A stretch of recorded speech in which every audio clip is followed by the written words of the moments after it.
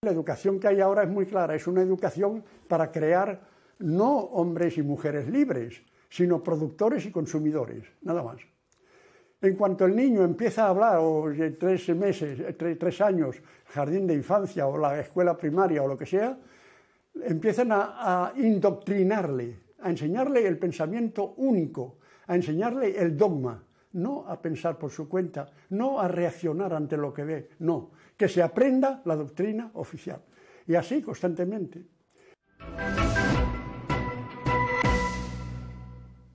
Buenas tardes a todas y a todas y bienvenidos y bienvenidas a ECO, una vez más, una tarde más, aquí intentando elaborar este programa. Ya sabéis, desde hace 11 programas llevamos esta temporada hablando de economía, pero no de economía desde ese lenguaje obtruso y que apenas entienden unos pocos arcanos, no. Nosotros queremos hablar de la economía de la gente, de los problemas que afectan a la gente. Llevamos, como decíamos, 11 programas haciendo con gran esfuerzo este programa. Gracias a Temex, a la televisión social, gracias a Econonuestra y gracias a Público TV, que nos provee de la plataforma, y de los compañeros que están detrás de los mandos, que son unos verdaderos genios y que nos permiten traeros todos los días o cada 2 lunes este programa. Hoy hemos empezado con José Luis San Pedro, un gran pensador que nos hablaba de la educación y de la doctrina, que al final es como se resume eso que llamamos educación. Y queríamos hoy plantearos un tema, porque no queríamos dejar pasar esta temporada sin hablar de la profesión que ejercemos muchas de las personas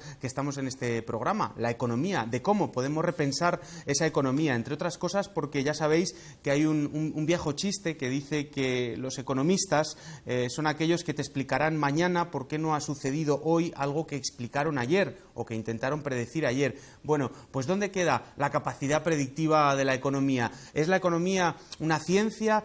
¿Permite, entre otras cosas, predecir qué es lo que va a pasar en el futuro? Y esto lo preguntamos porque la crisis económica que se desató en el 2007 ha dejado encima de la mesa una cosa muy clara, y es que los fundamentos de la economía convencional son extremadamente débiles. No tenían capacidad, la economía ortodoxa, la economía neoliberal, la que se enseña en la mayor parte de las universidades, no tenía capacidad de analizar los elementos que estaban ocurriendo y que nos permitían pues interpretar esta crisis económica. Bien, nosotros queremos hoy saber qué hay más allá de esa economía convencional, saber qué hay más allá de ese homo economicus que se enseñan en todas las facultades.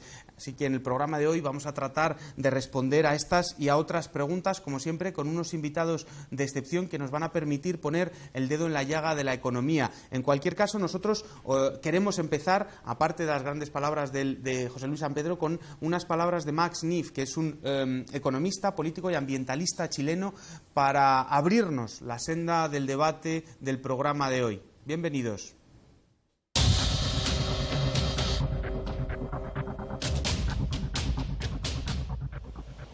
No podemos esperar ni pretender un cambio si no cambia la universidad. A mi juicio, en esta circunstancia, la institución de mayor responsabilidad en el mundo en este momento es la universidad.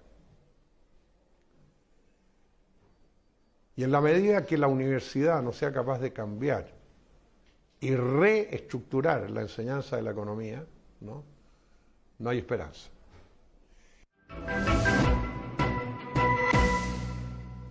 Bueno, pues vamos a tratar de construir entre todos esa esperanza de la que nos hablaba Max. Tenemos, como os decíamos, unos invitados de lujo. En primer lugar, quería presentaros a Fernando Esteve, profesor titular de la Facultad de Ciencias Económicas de la Universidad Autónoma de Madrid. Bienvenido, Fernando, y gracias por estar con nosotros.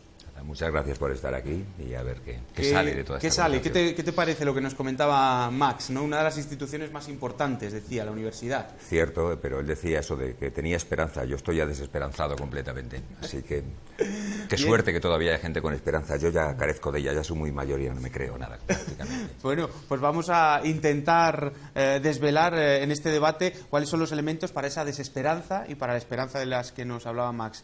También tenemos a David Trillo, profesor de Economía de la Universidad Rey Juan Carlos y miembro de Econonuestra. Bienvenido y muchas gracias.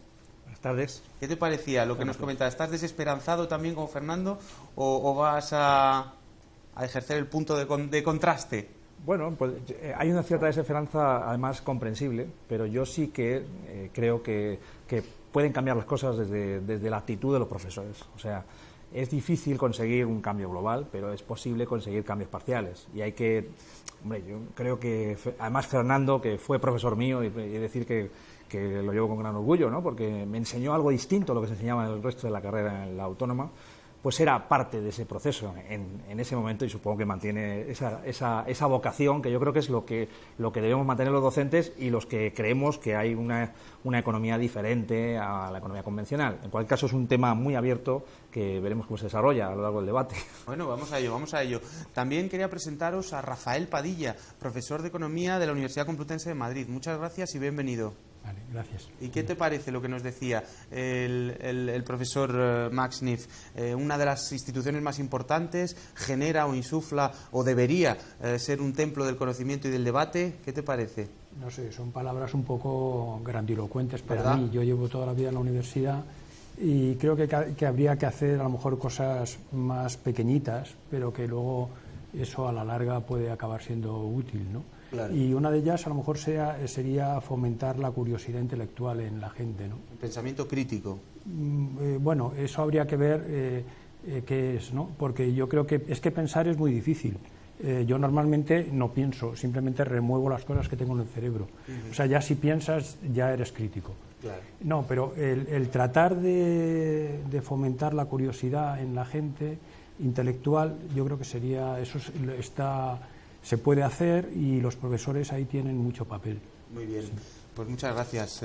Y también tenemos a Alejandra Machín, patrona de Economistas Sin Frontera y también economista. Bienvenida y muchas gracias por estar con nosotros. Muchas gracias a vosotros por la invitación. ¿Qué te parece lo que nos comentaban y lo que nos han comentado hasta ahora los invitados? Un poco de desesperanza, un poco de curiosidad, un poco de ese repensar economía. Pues no sé, mi sensación es un poco la mezcla, porque yo estuve participando en la elaboración de los planes de estudio cuando cambiaron los planes en Bolonia, en la Complutense, y además fui evaluadora de todos los planes de estudio que se implantaron en economía en las universidades andaluzas, y para mí ese momento sí que fue un momento de desesperanza, porque lo que yo creía que podía ser la mejor base para poder crear un estudio de la economía distinto, pues resultó que no resultó así. Pero estoy en una mesa rodeada de profesores magníficos que estoy segura de que sus clases dan otra visión, así que yo soy un poco la mezcla. Bueno, pues un poco la mezcla, y además lo que hemos tratado, ya sabéis que Econonuestra es un colectivo de muchas personas que están trabajando en la economía crítica y en este replantear y repensar la economía, y tenemos a los compañeros que se han ido precisamente a la Facultad de Economía a preguntar a los estudiantes acerca de qué es lo que está ocurriendo, de qué es lo que piensan, de cuál es su visión acerca de los estudios que están enseñando o que están aprendiendo. Vamos a ver el reportaje. Hola Iván, hoy cerramos la temporada repensando la economía. Para ello nos hemos venido a la Facultad de Económicas de la Universidad Complutense de Madrid para ver qué piensan las y los estudiantes. ¿Por qué decidiste estudiar economía? Bueno, la verdad creo que lo estudié porque me enseñaron un poco de economía en el instituto y me llamó bastante la atención la asignatura y decidí cursarlo aquí en la universidad. Porque pensamos que tiene más salidas. Por las salidas, pero porque es una carrera que tiene muchas salidas. Me interesaba mucho saber controlar, saber entender cómo funcionan los mercados en general y cómo administrar los discursos, dirigir empresas y sobre todo cómo influye la economía en la población. Entendía la carrera de economía como una vía para tratar de descubrir alternativas a los problemas que están surgiendo y que nos cuentan en la tele con escasas soluciones. ¿Qué opinión te merece la configuración de los grados de economía? ¿Te ayuda a entender lo que está pasando hoy en día? Eso sí que falla un poco. Nos explican el problema con herramientas que realmente han producido ese problema. No hablan casi nada de la realidad económica, o sea, es muy poco lo que hablamos de la realidad económica. Sí que hay algunos profesores que lo enfocan y sacan noticias y lo vemos la utilidad de la teoría, la aplicada a la práctica y a la vida real, pero realmente muchas veces es demasiada teoría. ¿Introducíais alguna modificación en ese sentido en los planes de estudios de economía? Sí, yo creo que es importante introducir muchas. Una educación que sea más plural en ese sentido, que no sea lo eficiente, sino que necesitamos comprender qué está pasando en la economía y en el ámbito político y social. Si solo nos explican una única corriente de pensamiento, es muy difícil que podamos hacer contrastes. Entonces, si nos explicasen diferentes teorías, diferentes corrientes, diferentes pensamientos, pues sí que podríamos hacer un poco un análisis, digamos, más amplio o con una perspectiva mejor. Tener más práctica, tener práctica pues en contabilidad, finanzas. Si nosotros estudiamos para que las empresas nos cojan, qué mejor manera de directamente ir a la empresa y saber qué les interesa, ¿no? Qué demandan, ¿no? Muchas veces la teoría lo podemos ver en los libros, es leerlo, estudiarlo por nuestra cuenta, pero entender el porqué es lo que necesitamos. Pues esto ha sido todo. Hemos dado voz a la percepción y reivindicaciones de las y los estudiantes. Ahora solo queda que esta voz sea escuchada.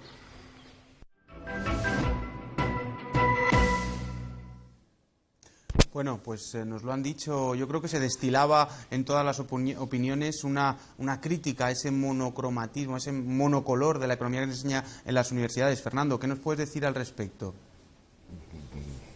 Pues que lo que se enseña es una versión edulcorada, moralística, o moral, con mucha moralina, de la realidad, que en términos científicos, a mí me gusta mucho hacer una analogía entre lo que es la economía y lo que es dos, llamarlo ciencia sería excesivo, dos maneras o dos reflexiones, que son por un lado la teología y por otro lado la medicina. De todos es conocido la visión organicista de que el cuerpo humano pues tiene enfermedades, el cuerpo social tiene enfermedades, y los economistas deberíamos ser como los médicos del cuerpo social, ¿no?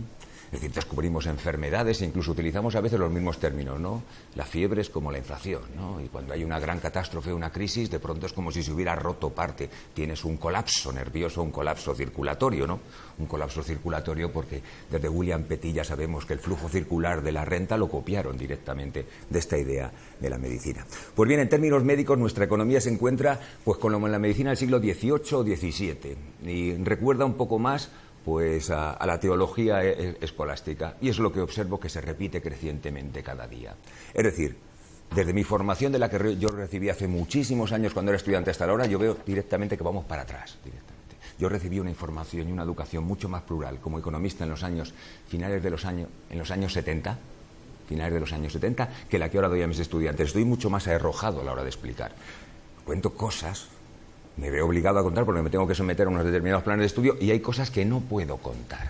Es decir, ¿qué es lo que cuento como teórico o como yo contando cosas que hablan de la teoría económica? Pues eso, una versión simplificada del mundo, en lo cual teológicamente digo que en un mundo ideal donde el sistema de mercado cumpliera unas determinadas condiciones, todos estaríamos en jauja, en una suerte de paraíso terrenal, y que si alguien se desvía de eso debe recibir un castigo. Por supuesto, hay cosas que a mí me contaron, como el teorema segundo óptimo, o los problemas que tenía las condiciones de cumplimiento de ese óptimo de los óptimos, que ya no hay tiempo para explicarlo. Y entonces, ¿qué queda al final? Pues una suerte de moralina. Eso es lo que hay que hacer. Entonces, eso en cuanto a los programas. Y en cuanto a mis compañeros, pues ya soy suficientemente mayor como para no tener miedo a decir lo que creo que se está convirtiendo esto. Pues realmente hay una suerte de que, en mi opinión, es un mandarinato. Es decir, ahora se le exige a la gente unos niveles de formación, sobre todo de investigación, en alguna determinada, que son extraordinariamente costosos, que impiden formarse y tener una visión un poco más compleja.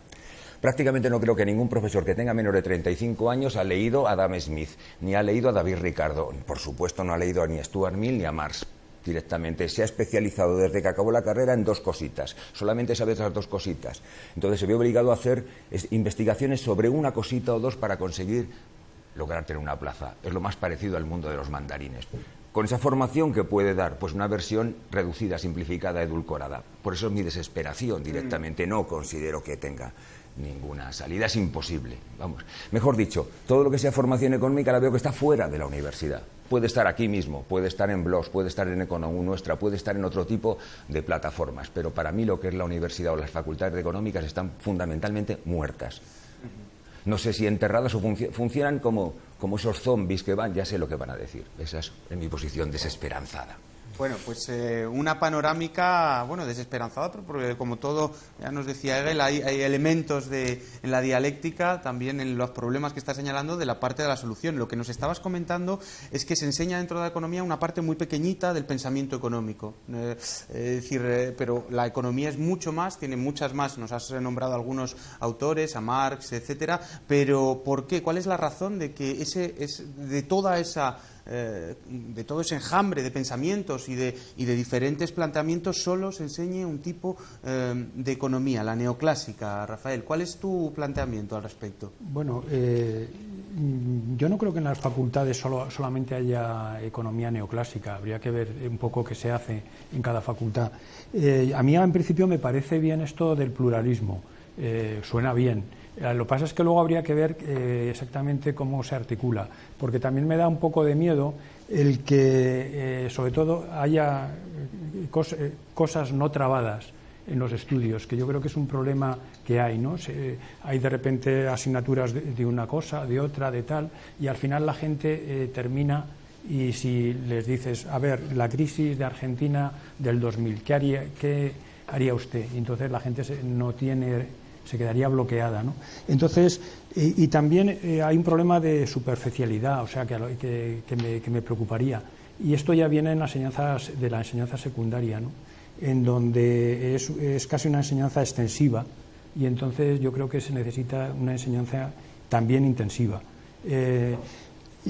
Para combatir esto, yo creo que a mí me parece que el trabajo empírico, o sea, yo creo que desde los años 90 han aparecido los datos, y a mí cada vez las aportaciones de la gente que se dedica a hacer buen trabajo empírico me parecen muy creativas y muy relevantes, sobre todo si el problema que enfocan es socialmente interesante. Y me parece que además habría que incorporar a la economía los estudios de historia. Me parece que la historia está muy compartimentalizado, tal vez. Sí, deberían de estar conectados, porque en realidad muchas veces con la econometría no puedes hacer ese experimento de laboratorio, es imposible. Y entonces es en los hechos históricos cuando realmente ha habido una especie de laboratorio, porque han ocurrido, y entonces si los analizas a fondo, ahí se puede aprender mucho. Eso es un poco muy bien. No, perfecto. Y además, decías, si les preguntamos a algunos estudiantes qué harían en la crisis argentina o en la crisis de ahora, a lo mejor se quedan bloqueados, o a lo mejor dan respuestas automáticas de reducir los salarios, reducir el déficit, reducir la inflación, cosas que son mantras que repiten absolutamente, e incluso que se repiten dentro de las instituciones financieras internacionales. El FMI parece que viene a ver a los países y que sus notas de conclusión las tiene escritas desde hace, no antes, sino años antes, ¿no, David? Sí, bueno, ahí yo creo que la economía ha lanzado la posibilidad de que determinadas interpretaciones que se deducen de modelos económicos luego sirvan para hacer política económica. Pero tampoco es así. O sea, quiero decir, dentro de las universidades existe la suficiente libertad, lo que no hay es el conjunto de incentivos que lo favorezca, para que haya profesores que enseñen con un cierto pluralismo y que desmitifiquen todos estos, digamos, son recetas finalmente que ha utilizado el Fondo Monetario Internacional, que se han puesto en práctica y que han fallado, que se han puesto en práctica en Latinoamérica en los años 80, que están poniendo en práctica en estos momentos en Europa, y que muchos economistas estamos en contra. Pero creo que dentro de la propia universidad se podrían desmitificar este tipo de hechos. Hay como dos tipos de profesores, y aquí me permito cierta radicalidad como Fernando, que sería el profesor que de forma interesada cree en esos modelos porque se siente cómodo con ellos, y luego están los, yo podría decirlo entre comillas, lógicamente por no insultar a la profesión, los tontos útiles, en el sentido de que han trabajado los modelos y están convencidos de que son ciertos y que les funcionan y que la realidad se podría explicar con ellos, etcétera. En ese sentido, yo creo que con unos y con otros se crea un cuerpo suficiente para que al final las recetas se expandan y llegue a los medios, etcétera. Pero que todo eso se puede combatir también en la universidad. La economía heterodoxa requiere más trabajo, ¿no? Porque quiero decir, la mayor parte de los manuales son neoclásicos. Entonces, coger un manual y empezar a enseñar, claro, si los manuales prácticamente todos son de economía neoclásica, encontrar un manual o realizar una asignatura heterodoxa requiere de encontrar muchos manuales, diferentes fuentes, trabajarlo mucho más. Es más fácil, es decir, incentivan más la enseñanza de la economía o del pensamiento único, ¿no, David? Sí, pero como yo estoy de acuerdo con Rafa, en cualquier caso, que creo que lo que falla también hay un problema de que repensar la economía son muchas cosas, ¿no? Entonces, es verdad que en general tú puedes pasar por una carrera ahora de 4 años, en su momento de 5, sin haber tocado apenas datos de la realidad. Eso es un gran déficit. Y eso no tiene que ver con que si estamos en una rama de pensamiento o en otra. Hay algunos intentos en algunas universidades de meter asignaturas de tipo estadística aplicada, pero no es el tema, ¿no? Sería dentro del conjunto de las asignaturas que se enseñan, por ejemplo, la macro, que estuviera incorporado los indicadores económicos y que eso fuese una parte importante, que hubiese prácticas al respecto. Luego, una parte de la actividad económica de los economistas tiene que ver con el análisis de los países o de los indicadores económicos, y eso se toca poco. Realmente y eso permite luego al mismo tiempo reflexionar sobre lo que ocurre, o sea, sobre el modelo subyacente, pero a partir de lo empírico también, ¿no? Alejandra, te veía sentir... ¿estás de acuerdo con lo que estaba diciendo? ¿Se necesitan meter más elementos empíricos, como decía?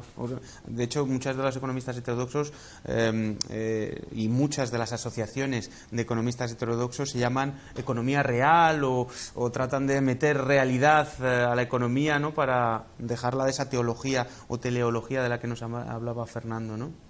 No sé, yo es que a veces me sentí muy identificada con los estudiantes con los que hablaban. Hay muchos que decían que estaban en la facultad y no les enseñaban más que teoría, pero que a la hora de interpretar la realidad se veían un poco huérfanos. Y pasa cuando luego pasas al mercado laboral, en realidad. Te das cuenta de que has estudiado un montón de cosas muy teóricas y que no te han enseñado a ponerlas en práctica. Y todo lo que indicaba David de poder integrar los análisis macroeconómicos de la manera que él lo contaba y al mismo tiempo el poder hacer otra pedagogía dentro de los planes de estudio, a lo mejor podría ser una solución en ese sentido, ¿no? Pues vamos a hablar además porque tenemos una conexión por Skype con una compañera de lo que se llama Post-Crash o de... una entrevista con Andrea Cabañero, que es miembro de Post-Crash Barcelona, y la tenemos en directo. Vamos a intentar hablar con ella. Hola, ¿qué tal, Andrea? ¿Cómo estás? Hola, buenas tardes. Muy bien. Muchas gracias por estar con nosotros. Encantada de estar aquí. No sé si has estado escuchando un poco el programa, si has tenido oportunidad de escuchar el reportaje que nos han hecho Dani y Enar de los estudiantes en la Facultad de Economía, si te has sentido identificada, como decía Alejandra. Lo he escuchado todo y sí, realmente me he sentido plenamente identificada con los comentarios que se han ido haciendo. Bueno, además nos comentaban, acabas de terminar la carrera, ¿qué sensación te ha dejado al respecto de la capacidad, que los conocimientos que que has aprendido en la carrera para interpretar la realidad económica y los fenómenos económicos que vemos o que vivimos día a día? Bueno, pues muy en la línea de lo que se ha ido comentando. Realmente es verdad que lo que como estudiantes se nos enseña es a resolver unos modelos, básicamente, basados en unos supuestos bastante reales, supuestos como, por ejemplo, la racionalidad de los consumidores, el funcionamiento perfecto de los mercados, unos agentes que son teóricamente totalmente individualistas, y bueno, que a partir de estos modelos, los cuales son matemáticamente muy complejos, se llegan a equilibrios perfectos. Entonces, la carrera ha tenido como punto fundamental esta idea, la cual, a partir del momento que los supuestos que basan estos modelos ya de por sí son sobresimplificadores e incluso irreales, pues obviamente todo lo que de ellos se deriva está bastante alejado de la realidad económica, que es la que muchos de nosotros pretendemos entender cuando venimos a estudiar economía. Claro. Tú eres miembro del Post-Crash Barcelona. ¿Nos puedes comentar un poquito cuál es la actividad, qué es esta asociación y qué es lo que hacéis? Sí, Post-Crash Barcelona nace ahora un poco más de un año y medio. Es un colectivo de estudiantes de economía de distintas edades, desde los que empiezan hasta los que ahora están haciendo doctorados. Somos estudiantes que de alguna forma hemos todos venido a estudiar economía para entender realmente cómo funciona el sistema, de cuáles son los orígenes, las causas de los problemas que aquejan un poco el mundo hoy en día y también que han derivado en la crisis actual. Veníamos a buscar estas respuestas en la carrera y vimos que no las estábamos encontrando, de modo que, bueno, bajo la desilusión o la decepción de esta falta de respuestas, pues decidimos que conformistas tampoco queríamos ser, que esperanza teníamos mucha, y empezamos a organizarnos pues para montar conferencias, debates, para invitar a personas, académicos, que no tenían el espacio justamente de hablar de todas estas teorías en clase, pero que había mucho que decir. Así que nosotros lo que hacemos es facilitar el espacio, invitar a estudiantes a que puedan, digamos, aprender sobre todas estas teorías, sobre este conocimiento que no recibimos en clase y que creemos que es imprescindible. Entonces, por una parte estamos haciendo estas conferencias y estos debates para el público, digamos, para la facultad, los estudiantes en general, pero también para nosotros mismos, porque nosotros somos los primeros que, del no ser por haber leído, visto documentales, etcétera, pues tampoco tendríamos mucha idea más de lo que, bueno, de lo que se ha ido comentando. Claro. Y además esto se inscribe dentro de esta necesidad que los estudiantes, que lejos de normalmente tenemos la visión de los estudiantes llegan a la clase y simplemente reciben inputs de los profesores, no, vosotros estáis exigiendo un incremento del pluralismo, es decir, de lo que se enseña dentro de las universidades, que se modifique, ¿no? Y estáis dentro también de este movimiento por el incremento el pluralismo dentro de la economía. No exigís que se enseñe un tipo de economía u otro, sino que se incrementen los enfoques y, por lo tanto, la capacidad de análisis crítico, ¿no? Exacto, o sea, la línea del mayor pluralismo en la enseñanza de la economía va en 3 líneas. Por una parte estamos pidiendo un pluralismo de teorías económicas, o sea, la escuela neoclásica evidentemente esto es economía, pero es que es tan solo una de las varias escuelas que hay. También hay la escuela austríaca, keynesiana, marxista, feminista, ecológica, y todas esas también son economía igual que la escuela neoclásica. Entonces lo que pedimos no es anti nada, no estamos anti nada, tampoco estamos anti la enseñanza de la escuela neoclásica. Lo que estamos pidiendo justamente es un mayor pluralismo para poder analizar críticamente la realidad a través de varias perspectivas. Entonces, esto por una parte. También estamos pidiendo pluralismo en el sentido metodológico, es decir, evidentemente el enfoque matemático es imprescindible como economistas, pero también es verdad que un exceso de este método te lleva a modelos abstractos, alejados de la realidad, y lo que estamos pidiendo también es el método, bueno, poder estar más cerca de un método que esté más cerca de entender la realidad de a pie, es decir, a través del método experimental, por poner un ejemplo. Y el tercer tipo de pluralismo que estamos pidiendo es el interdisciplinar, es decir, la economía es una ciencia social, que como tal, pues en ella también hay sociología, hay filosofía, hay historia, hay antropología. Entonces, entendemos que la economía, a partir del momento que es una ciencia social, está interconectada con todas las demás. Entonces, cuando llega el momento de analizar o intentar comprender un hecho económico, estos no están directamente conectados pues de una realidad económica, social y cultural, y que como tal, para poder analizar en profundidad ese hecho en cuestión, hay que tener también una mínima noción de todo lo que hay alrededor de ese hecho en cuestión. Entonces, esa es la tercera línea, pluralismo de disciplinas, digamos. No, pues, entonces, defendiendo esta forma de pluralismo, pues trabajamos en a través, organizando conferencias y debates, etcétera, para promover todo este conocimiento. Muy bien. No, pues es estupenda la iniciativa. Yo animo a todo el mundo a que se intente informar acerca de esta iniciativa y participar, por supuesto, en ella. Y quería, antes de terminar la conversación, preguntarte acerca de un informe que estáis preparando, creo, acerca de los planes de estudio de las de las universidades españolas y que publicaréis dentro de poco. No sé si nos puedes avanzar a alguna de las conclusiones, o va a ser un spoiler, o nos puedes dar algunas conclusiones. Sí, pues el informe que estamos realizando, de hecho, forma parte de un proyecto que va más global, de una iniciativa de estudiantes que también están pidiendo un mayor pluralismo en la economía a nivel internacional. Entonces, desde Postcrash Barcelona estamos haciendo este estudio a nivel español.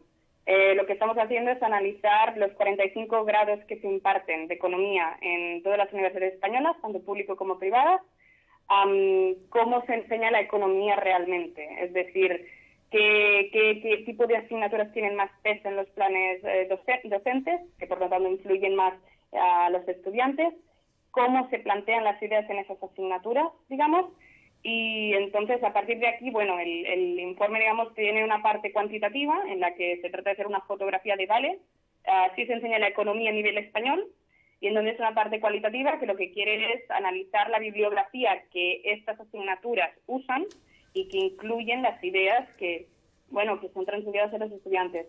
Entonces, sí, como bien has dicho, el informe lo pretendemos tenemos ya una buena parte hecho, falta el análisis cualitativo, de hecho, que pretendemos tenerlo terminado para finales de julio, y efectivamente, realmente, de hecho es algo que ya sabíamos, ¿no?, esta falta de pluralismo en los planes docentes, pero sí que es serio hasta qué punto hay tal homogeneización de los planes de estudio. Realmente se imparte lo mismo en todas las universidades, más o menos, con más o menos desviaciones, y entonces en estos planes docentes, en el análisis de los planes docentes, lo que se ve muy claro es que hay un peso muy predominante de todo lo que sea los métodos cuantitativos, es decir, todas las asignaturas que estén más o menos vinculadas a las matemáticas son las que más predominan en la carrera, lo cual en sí mismo no es malo que haya estas asignaturas, pero de nuevo pedimos que haya también otros enfoques, otros métodos. Entonces también tienen mucho peso todas las asignaturas relacionadas con la macroeconomía y la microeconomía, que son las que directamente transmiten las ideas, el cuerpo más básico, digamos, de la escuela neoclásica. Entonces no se trata solo, con este estudio estamos viendo que no se trata solo de lo que se enseña, sino de cómo se enseña. Entonces, si todo lo que se transmitiese desde un punto de vista crítico, desde un punto de vista que fomentara la capacidad crítica y analítica de los estudiantes, de cuestionarse esas ideas, entonces no sería tan serio. Pero ese es el tema, es decir, de pensamiento crítico, de cuestionarnos esas ideas, de sus limitaciones, de eso hay bien poco. Y ahí es donde hay un gran problema, creemos. Muy bien. Pues muchísimas gracias por esta visión, Andrea. Yo creo que nos has dejado elementos de debate en la mesa, de muchísimos, y que vamos a poder dinamizar un poco este espacio. Muchísimas gracias, ¿eh? Encantada. Un placer. Seguimos en contacto. Encantada. Adiós. Muy bien, pues yo creo que nos ha dejado un montón de cuestiones súper interesantes, metodológicas. En fin, Fernando, no sé, a mí me gustaría hablar un poquito acerca de nos hablaba de los métodos cuantitativos, ¿no? Y es verdad que ha habido una cuantitativización de la economía en los últimos años, lo cual nos decía, no es malo, claro, no es malo en general, el problema es que parece que se utiliza la matemática como coartada para imponer una agenda política, es decir, para dar un aspecto de cientifismo, de científico a algunas conclusiones que, en fin, que son planteamientos políticos directamente, no son conclusiones que se deriven de una ciencia social aséptica, ¿no? Lo primero, antes de nada, es felicitar a Andrea. Vamos, ¿sabes? Sí.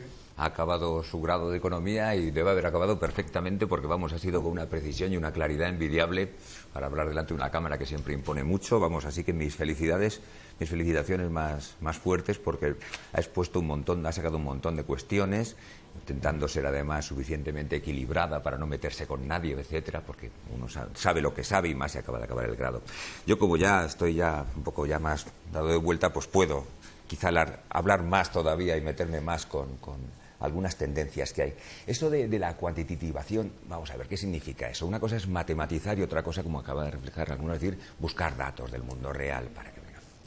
Entonces, la matematización es una cosa, pues es un método y entonces se puede hacer más o menos, pues dependiendo de la capacidad matemática, o buscas un amigo matemático que te ayude a entender las cosas. Tampoco las matemáticas normalmente van a descubrir más allá de lo que han descubierto, o al menos a nivel intuitivo, y puedo coger directamente que el gran objetivo de la pieza central del pensamiento neoclásico, que es dar justificación a la conjetura que Adam Smith elabora en 1776, que es la conjetura de la mano invisible, 2 siglos y medio después consiguen más o menos un teorema que, bueno, con un montón de supuestos demuestra matemáticamente demostraría en un mundo ideal, no el mundo smithiano, que la mano invisible funcionaría.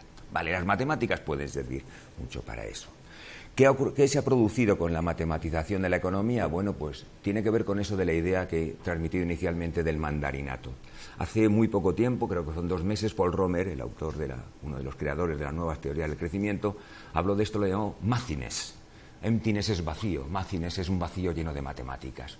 Y se refería a que casi toda la investigación en su campo, que es el campo del crecimiento, en los últimos años hecho por los jóvenes profesores, o simplemente están hechos porque tienen que estar en un proceso de competencia pública o perece. No tiene ninguna relevancia. Entonces se trata de establecer modelos y condiciones matemáticas más complejas o menos complejas, más condiciones de estabilidad en mundos que son absolutamente matemáticos y formales, que nada tienen que ver ni con la realidad, ni siquiera como descripción simple de un modelo real. Obviamente las matemáticas sirven para una cosa, y eso es obvio. La realidad no la puedes describir a escala 1:1. Necesitas tener una apreciación y las matemáticas te permiten eso. Nadie se mete con la utilización de las matemáticas. Eso es una cosa de suave. En cuanto a las cuestiones cuantitativas, que algunos de vosotros habéis defendido un poco más, ahí es donde yo estaría un poco con discrepancia. Para mí la realidad es muda. Los datos de la realidad son mudas. Las teorías son los que interpretan los datos. Os voy a poner un par de ejemplitos. Cogemos datos de los costes laborales reales unitarios de la economía española y entonces decimos los costes laborales reales. ¿Qué son los costes laborales reales? Es la participación en la distribución del producto de la renta que va al factor trabajo. Qué curioso, se llaman costes laborales a la parte que va al trabajo. En Tarno se llama excedente bruto de explotación a la parte que va al capital. Yo cuando leo esas dos palabras digo, fíjate cómo está la interpretación ya en términos meramente lingüísticos. A una cosa le llamas coste. Uno cualquiera puedes leer el libro de Lakoff sobre las metáforas que nos ilustran y que nos hacen pensar o nos piensan a nosotros y utiliza la palabra coste y eso ya es malo. Cuanto más bajos sean los costes laborales reales unitarios, mejor, porque es un coste. A nadie le gusta tener costes. En tanto, los excedentes, que bien suena, ¿no? Tener cuanto más excedentes sean mejor. Vale, es una interpretación. Los datos son mudos, las interpretaciones de estos datos. Tasa natural de desempleo. La naturalidad de la tasa de desempleo. ¿Qué demonios significa eso? Yo lo cuento en clase. En la versión de tasa no aceleradora de la inflación también, que parece ser que es una cosa excelente. Sin darnos cuenta, nos comprometemos con determinados conceptos y los datos son absolutamente mudos. Para interpretarlos, para leerlos, utilizamos siempre teorías. De tanto que la utilización meramente pensar que datos cuantitativos, ahora ya está de moda lo de los Big Data y la utilización, normalmente además muy equivocada, porque se cometen enormes trampas estadísticas a la hora de hablar sobre los datos, si no tiene un apoyo suficiente teórico, pues es fácilmente ser manipulable. Mejor dicho, yo podría decir que la manipulación consiste en dos cosas. Primero, ocultar datos. Segundo, incluir la interpretación de unos datos como dato. ¿Qué ocurre? Pues como tienes cada vez más datos, de acuerdo, eliges los datos, los seleccionas, ya hay un proceso ya de manipulación. Segundo, como no tienes tiempo para dar todas las interpretaciones, solamente una interpretación, vas con la interpretación que te da. Y entonces, pues lo que ha comentado Andrea. ¿En qué consisten las interpretaciones que le dan? Resolver modelos, por ejemplo, modelos de SGE, en el caso de macro más avanzada, o los modelos más simples, esos que se dan en microelemental, de una curva de demanda de patatas, una curva de oferta y sale que dos equilibrios.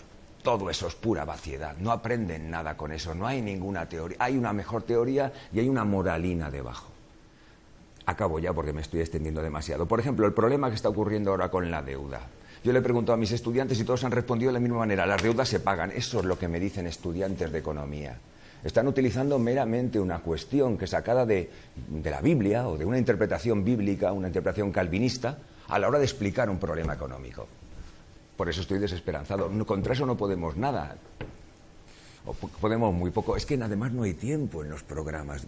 De 5 hemos pasado a 4. Dentro de poco vamos a pasar a 3. Al final, ¿qué le vamos a transmitir? La ley de la oferta y la demanda. Eso es lo que se resumirá toda la que es la economía. Depresivo.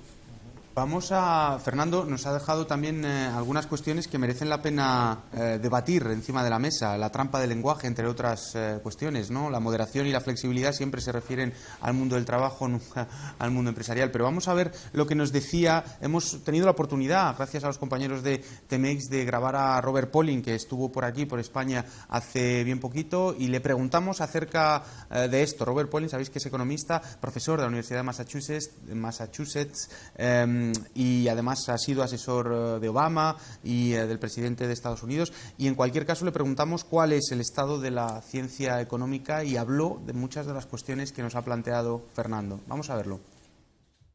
Well, I think that the economic crisis starting in 2008 demonstrated that the scientific foundations of mainstream economics is extremely weak.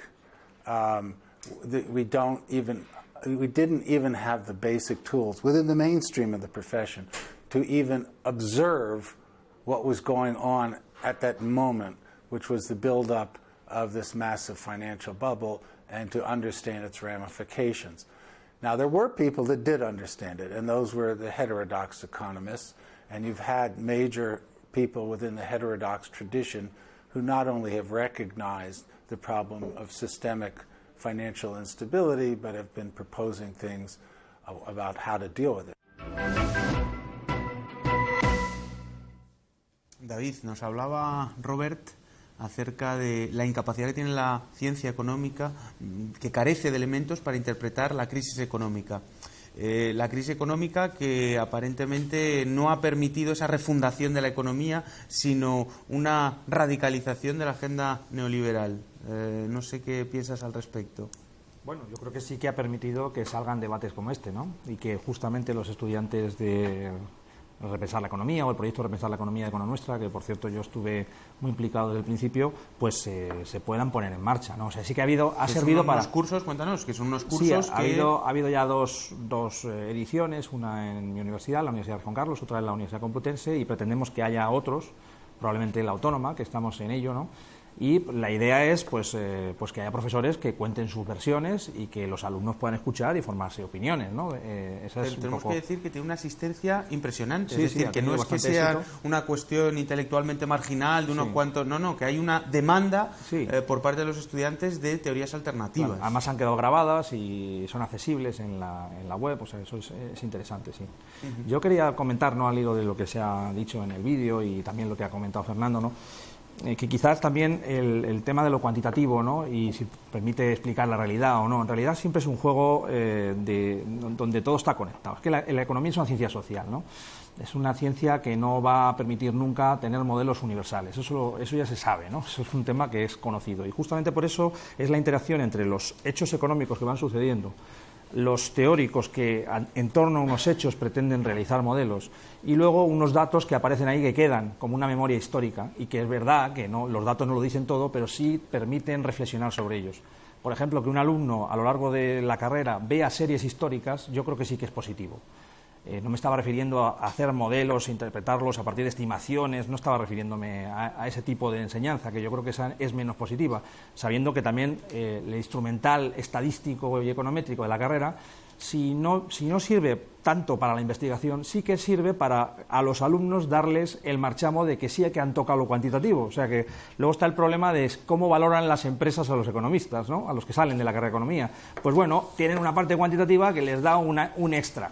Entonces, y eso yo creo que es valorado. O sea, son alumnos con capacidad para reflexionar en torno a los números, ¿no? Y que no le tienen miedo a eso. Eso tiene un valor, ¿no?, también. Otra cosa es que eso les sea útil directamente lo que han estudiado en el mercado. Eso ya es otro tema, ¿no?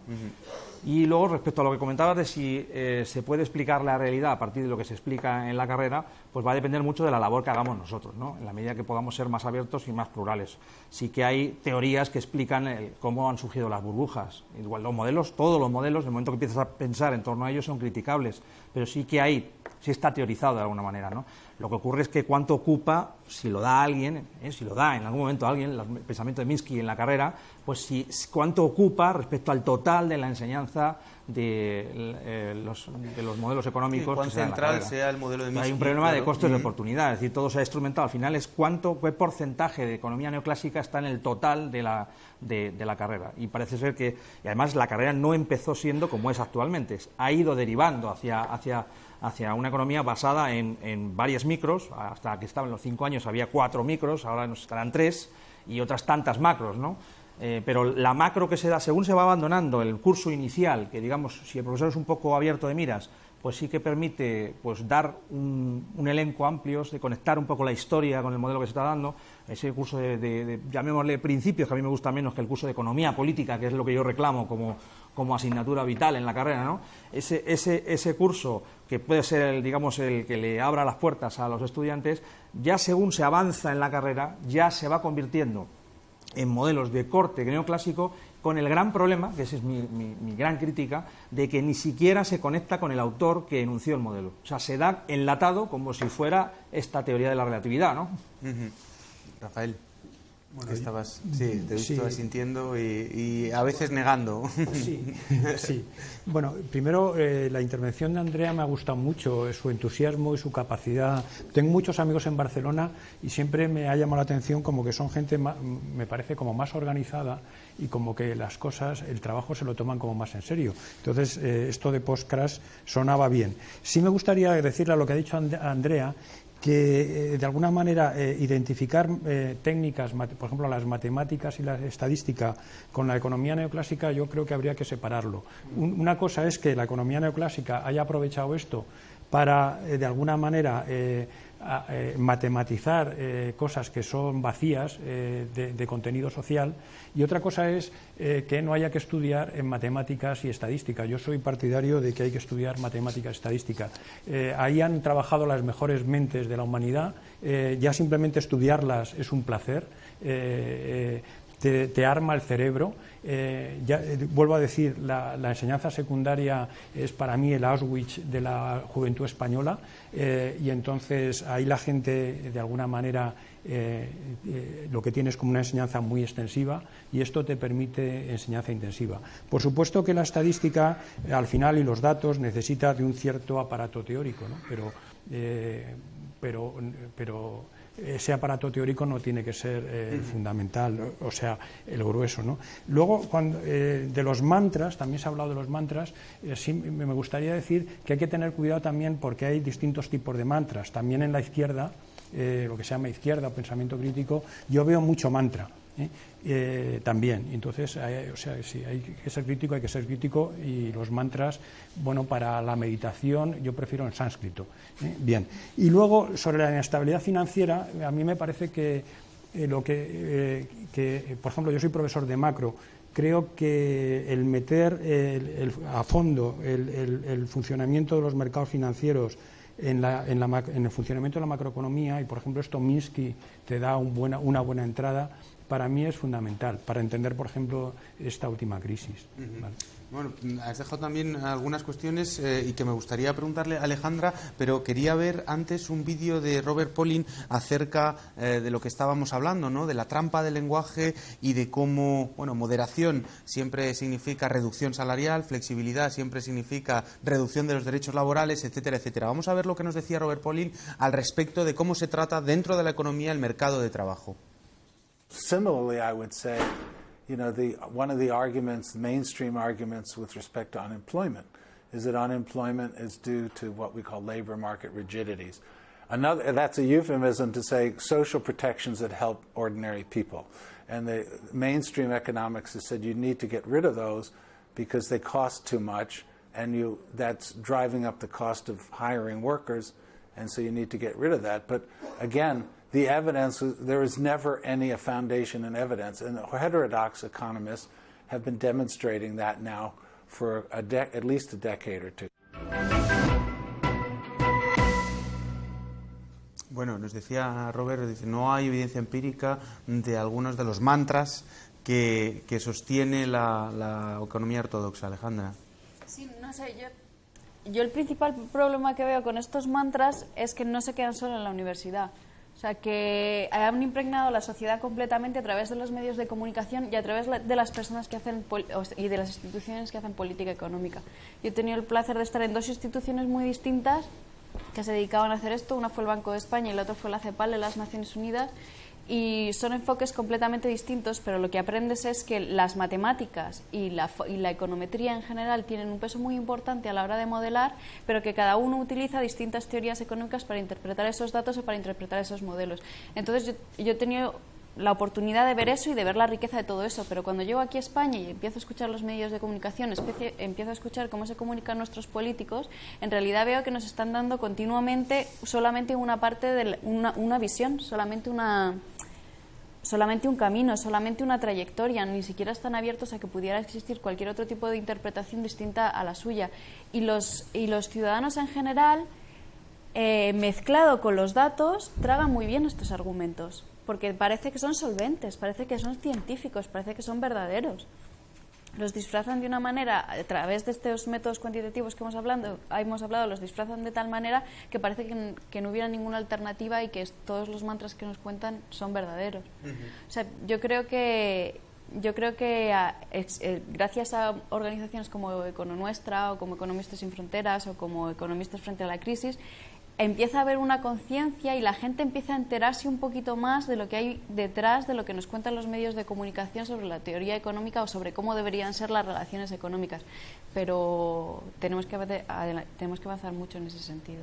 Claro, yo creo que en la mesa hay un consenso generalizado acerca de la bondad o de la utilidad de las matemáticas como ciencia, como tal, pero hace también una crítica en la utilización de las matemáticas para objetivizar algunos postulados que son claramente regresivos y que no están justificados económicamente, que son una agenda política, lo podéis llamar como queráis, agenda neoliberal, neoliberalismo o como queráis. Dime. No, es que creo que es un debate, un problema falso. Lo ha dicho Rafael con precisión. O sea, directamente las matemáticas ayudan a centrar el pensamiento. Punto.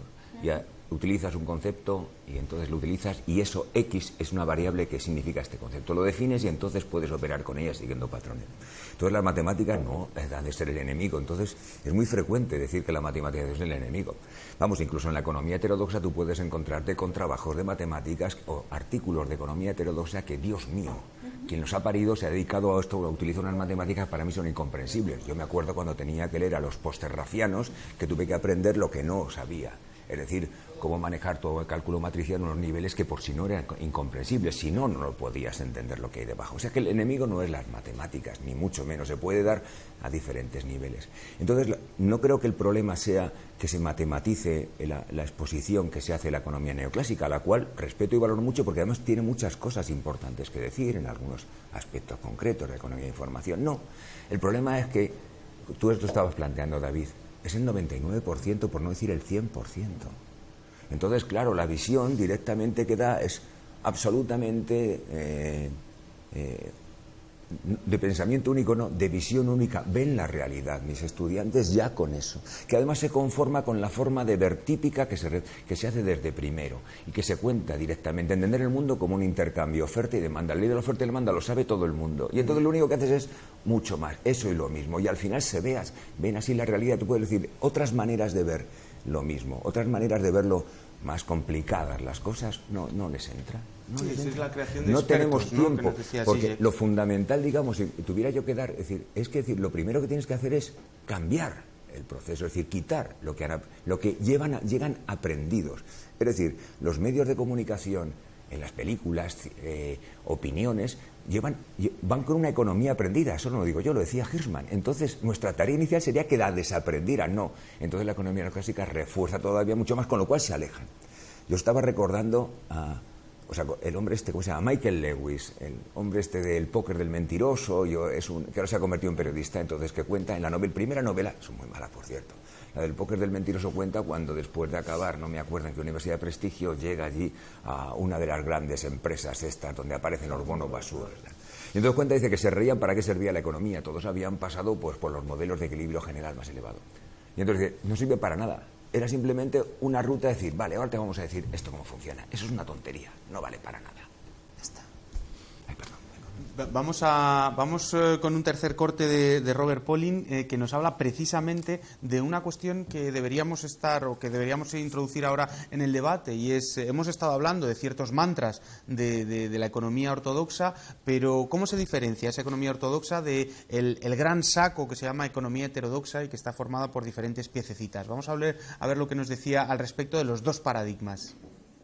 I would say the neoliberal agenda, which has been predominant since the late, 35 years now, caused the financial crisis and then had no solution. So my initial thought in 2008 was that people would see the failings of neoliberalism and we would start to see serious alternatives. I think we've seen some of that. At the same time, though, as you mentioned, we've seen consolidation of neoliberalism in the form of austerity programs. Because austerity programs are simply the variant of neoliberalism to deal with a crisis. Austerity is certainly dominant in Europe, but hopefully with political development such as Podemos, we'll be able to reverse that. So you need to have a macro framework focused on full employment, a social welfare state, and a system of financial regulations. And, heterodox economics is basically built around understanding how to make those things happen. It's certainly imperfect. There's a lot of areas of gaps in knowledge. Orthodox economics is not asking those questions. David, ¿qué nos contaba Robert acerca nos cuenta dos cosas? En primer lugar, un contraste entre el hecho de que la crisis hubiera debido socavar los fundamentos de esta economía ortodoxa, y por otro lado la radicalización de la aplicación de las políticas neoliberales, y por otro nos habla del paradigma de la economía heterodoxa.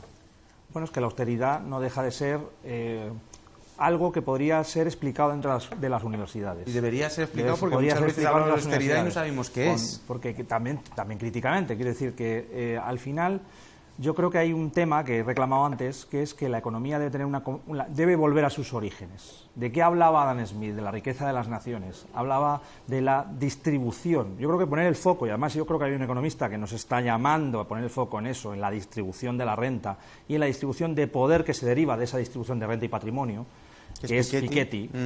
Yo creo que a raíz de esto sí que la economía debería centrarse mucho más en este tipo de cuestiones, ¿no? Al final lo que está haciendo es protegerse el capitalismo mediante las políticas de austeridad, pero está protegiendo determinados grupos. No se puede hablar de los economistas en general no vale, ¿no? Yo creo que hay que poner el foco en quién tiene el poder, quién detenta el poder y cómo influye esa acumulación de poder en la vida de todos los demás. Porque al final la economía intenta explicar el bienestar del conjunto de la población, no solamente de unos pocos, ¿no? Yo creo que justamente ese debate nos puede centrar más o nos puede ubicar más a los economistas heterodoxos, por decir que no nos quedamos contentos con que el 99% de la carrera se den teorías neoclásicas, ¿no? Que no quiero decir que no se deban dar en toda una carrera de económicas algo de economía neoclásica. Pero yo creo que eso nos puede centrar un poco, porque de la distribución de la renta se derivan todas las demás desigualdades. Porque también viene la desigualdad de género, viene unida también a la desigualdad de renta, y es un tema que nos une a los economistas heterodoxos también, ¿no? Entonces yo creo que ese es un foco de análisis que me parece interesante, ¿no? Y además hablas de la distribución de la renta que introdujeron los economistas clásicos, que ellos tenían muy claro que había diferentes clases sociales, lo definían y analizaban cómo se repartía el producto en función de esas clases sociales, que ahora ha desaparecido, digamos, del lenguaje económico, ¿no, Rafael?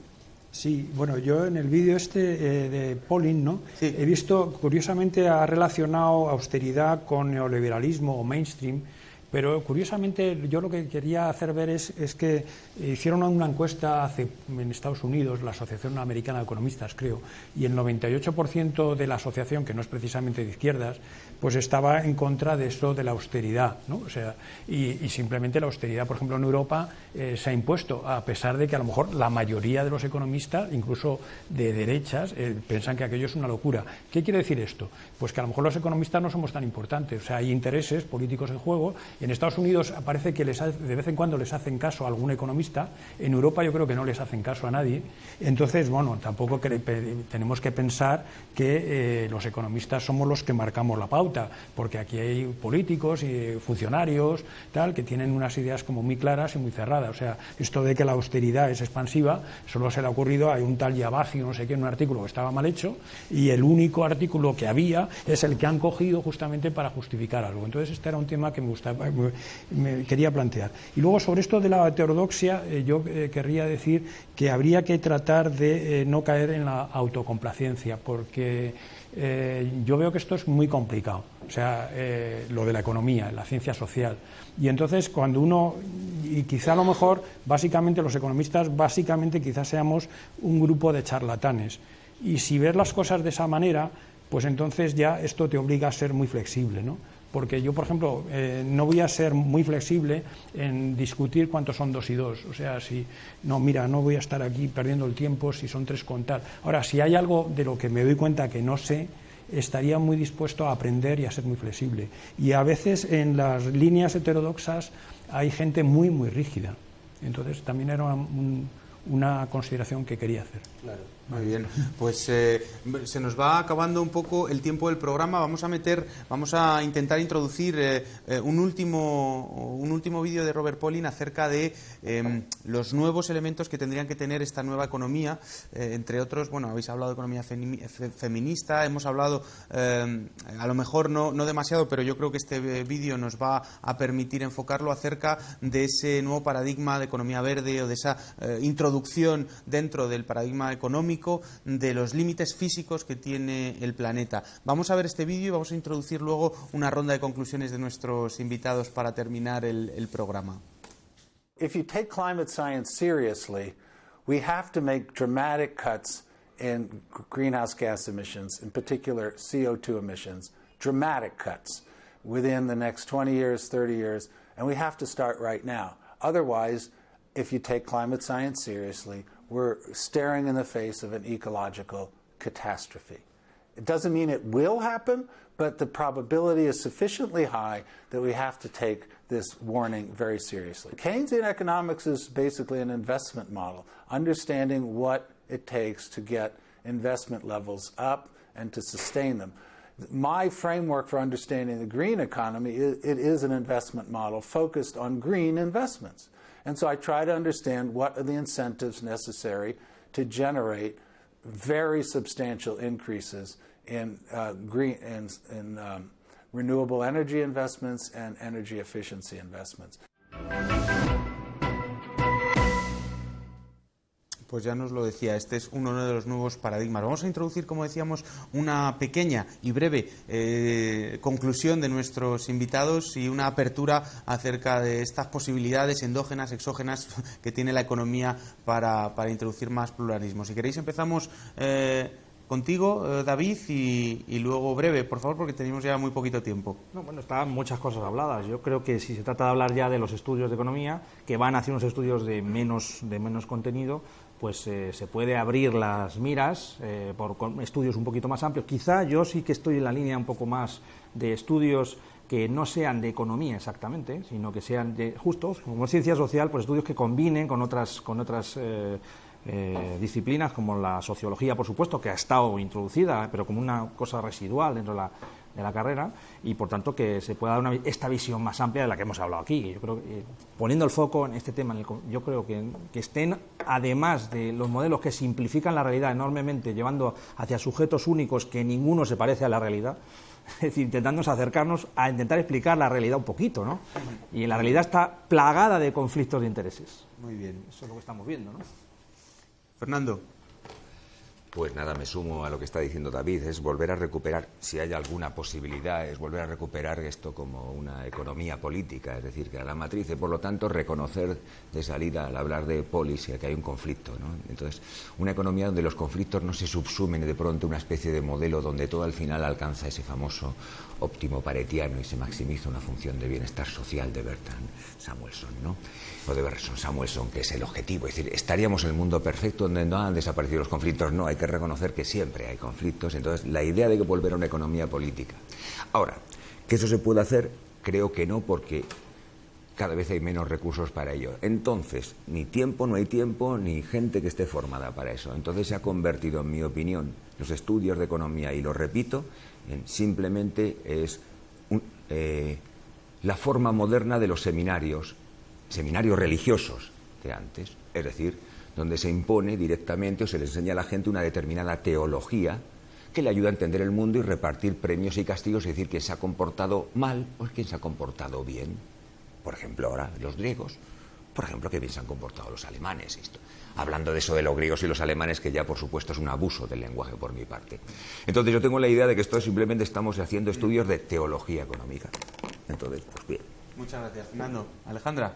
Pues a mí me gustaría concluir recogiendo un poco todas las cosas que ha dicho Andrea y explicando que el pluralismo o la heterodoxia es necesaria en las facultades, por lo que nos ha contado ella, pero es necesario también para que podamos interpretar los problemas que tenemos ahora y poder enfocarlos en soluciones distintas.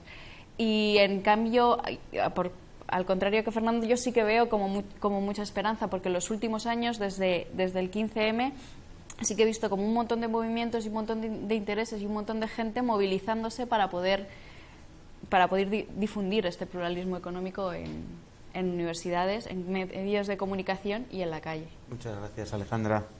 Rafael. Sí, más. Pues yo, de alguna manera, pluralismo sí, núcleo intensivo de técnicas también, trabajo empírico y conexión con la historia económica. Eso sería un poco mi idea. Muy bien. Vale. Bueno, pues muchísimas gracias a todos los invitados. Yo creo que hemos dado una visión bastante completa, o por lo menos lo que hemos tenido espacio para hablar de las formas y los caminos para repensar la economía. Muchísimas gracias a todos, de verdad.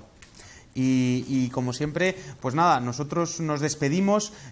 Hasta aquí hemos llegado. Esperemos que este programa os haya servido, entre otras cosas, no solo para reflexionar, sino para entender o ver, dilucidar direcciones de cambio y para escuchar a algunos autores que normalmente nos escuchan, no solo en las clases, sino en los medios de comunicación. Así que nosotros nada más os podemos recomendar rever, difundir este programa, por supuesto, ir a la página de Temex para poder ver la la entrevista completa de Robert Pollin, y os animamos además a que entréis en la página web del curso que hemos estado hablando aquí, Repensar la economía más allá del Homo economicus, que se organizó, como nos ha dicho David, en la Complutense y en la Universidad Rey Juan Carlos, y donde encontraréis algunas de las sesiones. Nada más, teníamos pensado que este fuera el último programa de la temporada, no sabemos si podemos hacer la semana que viene uno de Grecia, esperamos que sí. Esto es un programa de economía heterodoxa y por lo tanto vive en un equilibrio inestable. Veremos si podemos hacerlo, pero los equilibrios inestables son parte de la vida,